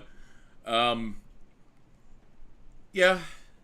What's it? Oh, it's my turn, right? Yeah. Oh my goodness. Oh, Gustraba. My goodness, Frosty, you manifested your own nightmare, my friend. So, I am going to reach into the corpse that is Star Wars, this hemorrhaging franchise of nonsense. Long before it was a cash grab, it was a fucking cash grab, which is why I already had it queued up before we went live, and it's funny that we talked about it. We are going to be watching Star Wars Caravan of Courage, an Ewok adventure, dated 1984. I have not seen this movie, maybe in fragments as a child. And my goodness, Gustraba, we're going to utilize our anger management skills and suffer through whatever this is that came out of the 80s that my brain walled off. Gustraba. I will probably have to unleash hell and respond with, like, Birdemic 3 or something. You don't realize the horror you have unleashed. That's okay. I have watched Gustraba. No, this is an attack. The holies. No, because the internet rabble has forgotten that before Star Wars was a cash grab out of focus nonsense, it was a cash grab out of focus nonsense. So we're going to revisit an Ewok adventure, Caravan of Courage. I'm just going to do, because, like, here's the thing. I don't know if you guys remember. Never mind. No, say it. I got some pain, and I'll do 3 weeks of Taxi. Oh God! I hate that movie. Queen Latifah version. Oh, I wanted to die. I hate Jimmy Fallon. Not I hate him as a person. Just his fuck it. I hate Jimmy Fallon. He's not funny. He was funny Jimmy Fallon was funny playing Jimmy Fallon in Jurassic World in the instructional studio video. That's what Jimmy Fallon was good at being, Jimmy Fallon, right there. But yeah, Gustraba. All right, so Star Wars Caravan of Courage. Okay. Fuck yeah. I've seen this a few too many times. I can make it through it again. I have not watched this movie in its entirety. I don't think so. My cousins used to have it on occasionally when I was younger, but I was always come on TV sometimes as a kid. And I was too stupid to realize how terrible it was. And then one day I remembered, like, oh yeah, I remember that. I put this on, and it was just like, oh God, oh, how did I fucking not realize this? And then I was just like, this is the worst thing I've ever sat through. And then I was like, wait, don't you remember Ewoks? And I was like, I do remember Ewoks. Because I didn't own the VHSs. I was a child. Well, I remember the Ewoks as these lovable little forest dwellers who helped overthrow the evil galactic empire through ups and downs, many losses. Anyways, we're My going to honor the my Ewoks. first experience with the original trilogy was as a child in kindergarten, where it gets to the end of the year and the teacher's just like, "Fuck it, Hmm. let's just watch Star Wars for like all three of them." Right? And I just sat there happily, like, "Whoa, what's this?" And then at the end of it, I was like, "Pshaw!" and like, and I guess all the other kids around me were used to it. This is new to me, so I just loved it. Hmm. So I remember my first interaction with Empire Strikes Back was when I was in like a church school program thing, and it's like, well, what are we watching today? Because back then they had to wheel in the TV with the VCR, and somebody suggested Empire Strikes Back, and I remember the response saying, no, they can't play that because they swear in it. Oh, well, then I'll see you in hell. Yeah. And I didn't connect that dot at the time until I was older that, oh, yeah, I guess there is swearing in that. But I mean, like, oh, so we'll see you in hell. Yeah. So we You never. went to that kind of church. I went to that kind of thing. I went to a church. Here's my last experience at a Christian church. I went every Sunday and every Thursday, and I was the only member of my family that did, and I had all these friends, and it was really cool. And then I remember it was the Sunday before I was leaving to move to another country, and then like all of a sudden the pastor was like, "Yeah, we have someone here that's like, going to be leaving our church and stuff, and we all want to say like thank you." And I was like, "Whoa, oh my God, they're talking about me," and then they were talking about someone else, and and then Oh. and Oh, then oh, they God, brought I've up been this that human. family of Oh, people that were also leaving, and they're all like, "Oh, that's sad," and everything. I was like, "Wow, I guess they don't even know."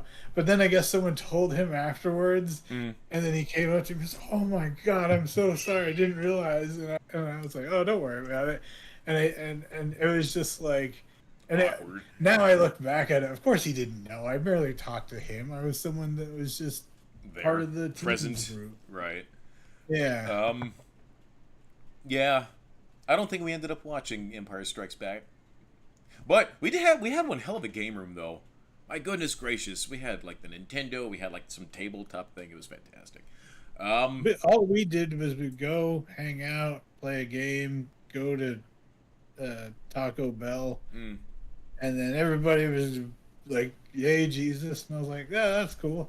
see? And nobody gave me shit or anything, and then we just all just chilled, and like there was something about God, and then I went home. Yeah, Yeah. so with me, it was sort of like a summer camp. So we had chapel every morning, and then that was it for the rest of the day. Then it became a thing of, do you guys want to go?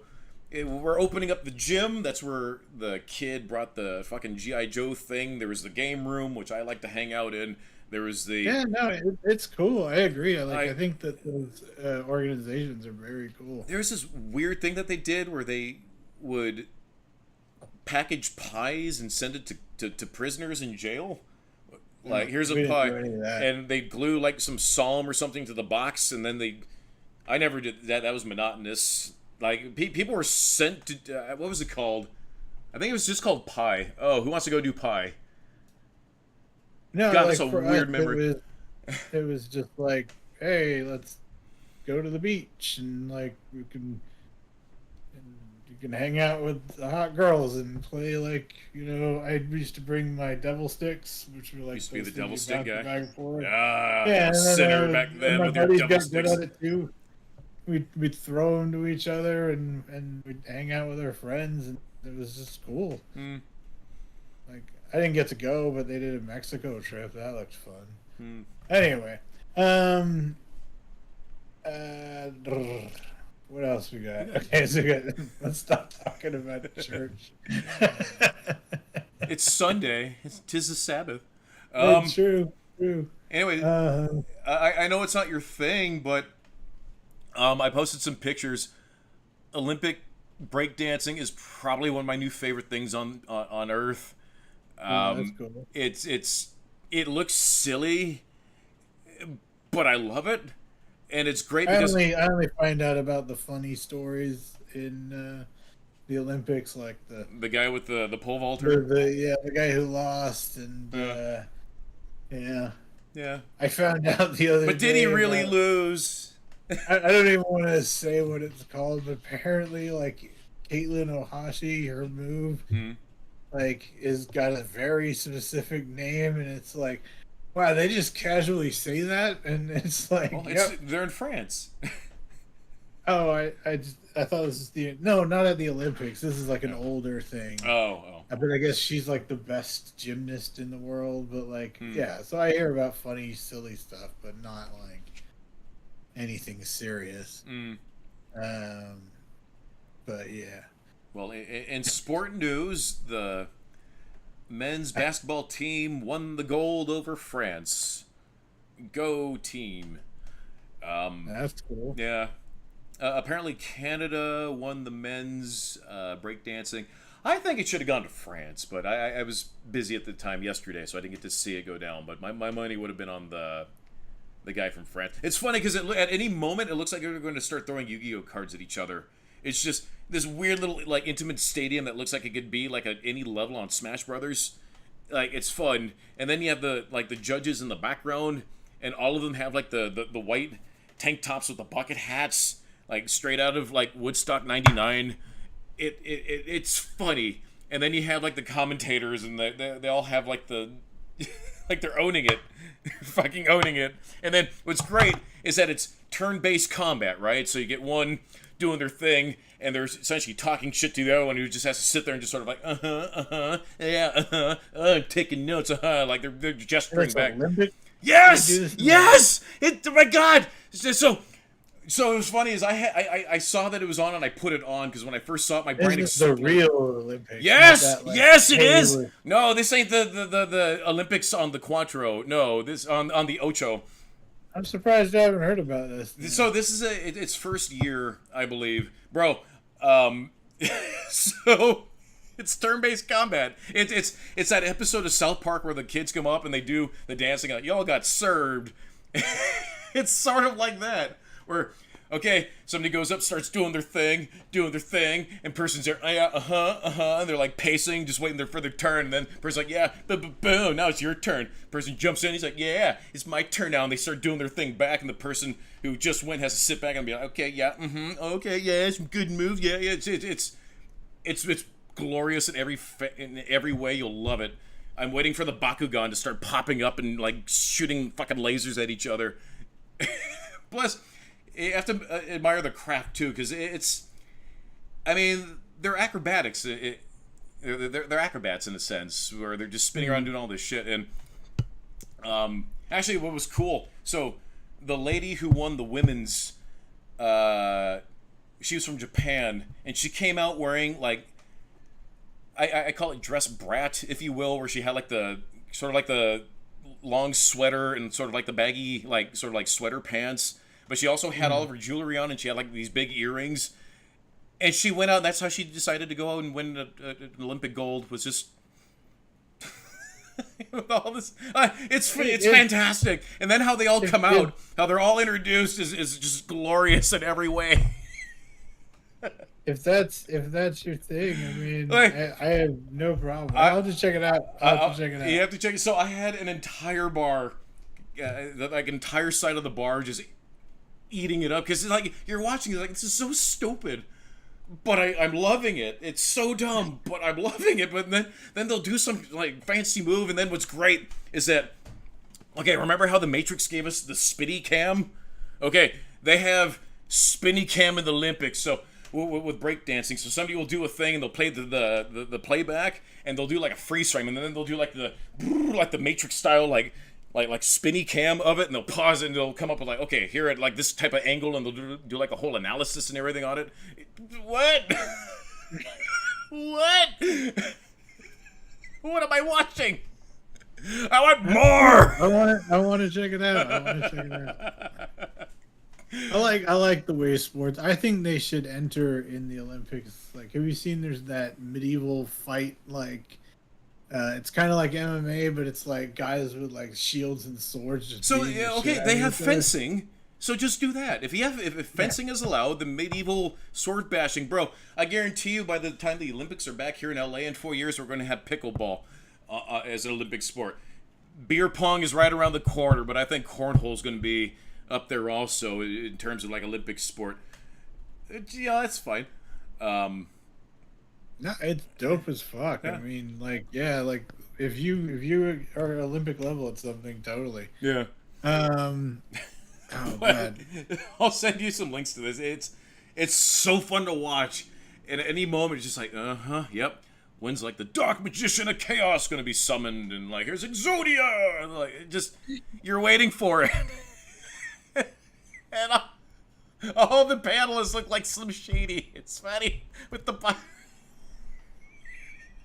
And then, cool. but then they have a DJ, right? We didn't have the sound on, so I couldn't hear anything that was going on. But it weirdly synced up with the Dave and Buster's music, so it sort of weirdly worked. But you have to imagine, okay, we're gonna have breakdancing as an Olympic sport. Well, we need to get a DJ to DJ the Olympic sport. So there's a process that went into the fabrication of this thing.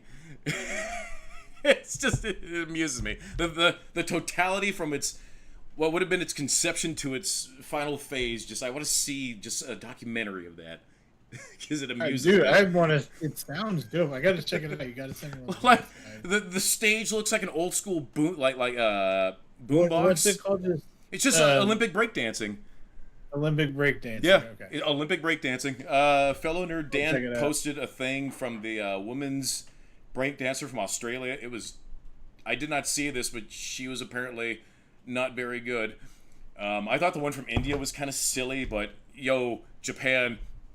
Oh, homegirl's got some moves, bro. And she did it all just dressed brat. Just with her big earrings. Sort of like a Gwen Stefani kind of vibe. I don't understand. Bro, you gotta look this up. It'll explode your brain like Mount St. Helens, up from the top and from the side. It'll explode from the side like a bullet. It's like an exit wound. It sounds kind of like when someone shows you like K-pop for the first time. You're just kinda like, what is this? Like, it was the manufactured one that in a I first lab. experienced, it was like they had weird like Mortal Kombat voices, but it was like her dad drops her off to go to the library, but then he leaves and she like has to then dance battle her way through a club. And then each time she wins, they join her team and stuff like that. I don't know. I was like, but they all sound Mortal Kombat voices. Like, It's fantastic. Anyways, yeah. I'll send you a link, or just I'll find a link and I'll send it to you, just so you can check it out. It's hilarious. Just when they're going back and forth, and the one that's just waiting their turn is just like pacing or just like kind of getting in there, watching all the moves, and just like, okay, all right, okay, yeah, okay, yeah, okay, yeah, like, and then the guy from France would get up in people's faces and be like, like, oh my god, it's everything I want. That is a good question. Has South Korea? I think South Korea. So the competition's already over. Canada won the men's. Japan won the women's. Okay. I'm not sure where South Korea was. I think I saw South Korea. I saw. God, I want to see somebody from the Netherlands. I definitely saw the girl from India. I missed someone from Australia. She had already been eliminated by the time I looked up at the TV and realized what was going on. Anyways, we should probably end the show with a nerdy quote, but before that, let's take a moment to thank everybody who watched and will watch. Tune in next week where we will be reviewing. Oh, the thing kicked over. Star Wars: Caravan of Courage, an Ewok Tale. God. Also, who's fighting again? We have Superman versus Thanos. That's gonna be a good one. That's gonna be a fun one. And then I'll definitely. I'm hoping Cap will at least watch an episode of Kite Man because he needs to. I know he'll be hooked. I know he'll enjoy it. Oh, I'll watch it. Also, I'm waiting for you to find Hit Monkey finally. Oh my god, that's good too. Oh, I forgot. I did finish Caped Crusader, by the way. It was dope. I did make a comment though, like there's an episode where it's an orphanage, Mhm. and they're like, "Dick, wait," and then like you're like, "Dick, huh?" And then Oh, you're like, "Oh, that's Robin," and then they're like, "Tim, no," and then it was like Stephanie, and then like Carrie, and she's got a freaking a slingshot. slingshot. And I was just like, I was like, "Wow, they're all here together." This How one convenient. Yeah. That's really convenient. Um. Anyways, I will try to watch Hit Monkey and some Kite Man. Yeah, we're gonna have Super Killers on soon, right? So we can do our villain pitches a little bit. Yeah. I'll talk to him. I haven't talked to him. Yeah. I will. And then And then whatever PDF you get from, my goodness, from was it the other one, Stargazer? yeah, Stargaze. Yeah, Stargazer. Send me that so I can take a look at that. Yeah, I'll send that to you, and then you can read it, and we'll get to that. We'll make that a Behold Nerds. Yep. Hopefully you'll come on when we do that. Hmm. And then yeah, all right. So yeah, I got a nerdy quote. Oh, make sure to like hit the like button, by the way. I really It helps with the appreciate algorithms. it. And then also just it feels cool, you know. Yeah. Anywho, We are going to have some changes to the channel coming soon. Yeah, Different panels and stuff. I'm working on them. It's I haven't drawn or done stuff in a while, so I'm like reteaching myself. Also, No. stupid Elden Ring. I can't put it down. As soon as I see my friends on, I'm like, I gotta play. I got to the boss at the first boss, and she's beating the shit out of me, and it just Can it he hurts so can he good. co-op with a friend? You can, but it gets harder. Oh, Yeah. Because like It scales if you do up. it, yeah, but also you can't use your own advantages anymore. oh. Of like you can summon like an NPC to fight for you. Mhm. The one I have is like lethal as fuck, Mhm. and then I'm just like, I don't know if we can do this because she got so much harder. So like me and Joe, and I'm just like, we're just barely chipping at her. I've gotten so close just by myself sometimes. Mhm.